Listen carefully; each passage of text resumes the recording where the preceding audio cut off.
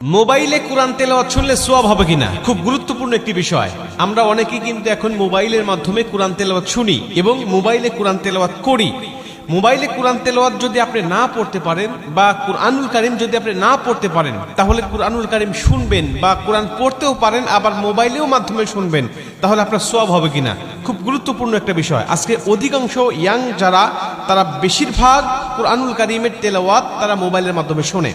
এটা খুবই ভালো বিষয় যে আজকে যুবকেরা গান বাজনা ছেড়ে দিয়ে বিভিন্ন নাটক সিনেমা এগুলো বাদ দিয়ে তারা কুরআনুল কারীমের তেলাওয়াত শুনছে। রাত্রিবেলায় কোরআন তেলাওয়াত শুনতে শুনতে অনেকে ঘুমিয়ে যাচ্ছে। আর কোরআন তেলাওয়াত শুনলে আপনার সওয়াব হবে কিনা এ ব্যাপারে আল্লাহ পাক স্বয়ং নিজে কুরআনুল কারীমের মধ্যে উত্তর দিয়েছেন। আল্লাহ বলছেন, ওয়াইদা কুরিয়াল কুরআনু ফাসতামিউ লাহু ওয়া আনসিতু লাআল্লাকুম তুরহামুন। আল্লাহ পাক বলছে, যখন কুরআনুল কারীমের তেলাওয়াত হয় তখন তোমরা চুপ থাকো, তোমরা কথা বলো না। ওয়াইদা কুরিয়াল কুরআনু ফাসতামিউ লাহু ওয়া আনসিতু লাআল্লাকুম তুরহামুন, এবং মনোযোগ সহকারে তোমরা শ্রবণ করো, আশা করা যায় যে আল্লাহ পাকের রহমত তোমাদের উপর বর্ষিত হবে।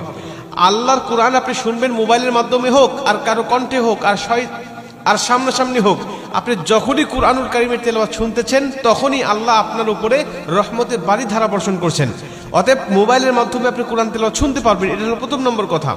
দ্বিতীয় নম্বর কথা, আপনি যদি কুরআনুল কারীমের তেলাওয়াত শুনতে শুনতে ঘুমিয়ে যান বা কুরআনুল কারীমের তেলাওয়াত শুনতে শুনতে আপনি যানবাহন করছেন, চলাচল করছেন, বা কুরআনুল কারীমের তেলাওয়াত আপনি বসে বসে শুনতেছেন, এমন অবস্থায় যদি আপনার মৃত্যু হয়ে যায়, নবীজি বলছেন, আল মাউতু আলা আমালিন সালেহ, যে ব্যক্তি ভালো কাজ করারত অবস্থায় দুনিয়া থেকে বিদায় নিয়ে চলে যায়, আল্লাহ পাক তাকে জান্নাতি মরণ দেয়, জান্নাতি মৃত্যু দেয়।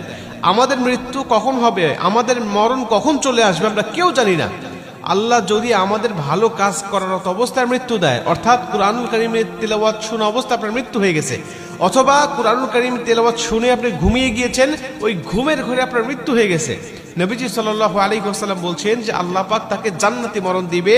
শুধুমাত্র তাকে সওয়াব নয়, বরং মরণটা জান্নাতি হয়ে যাবে।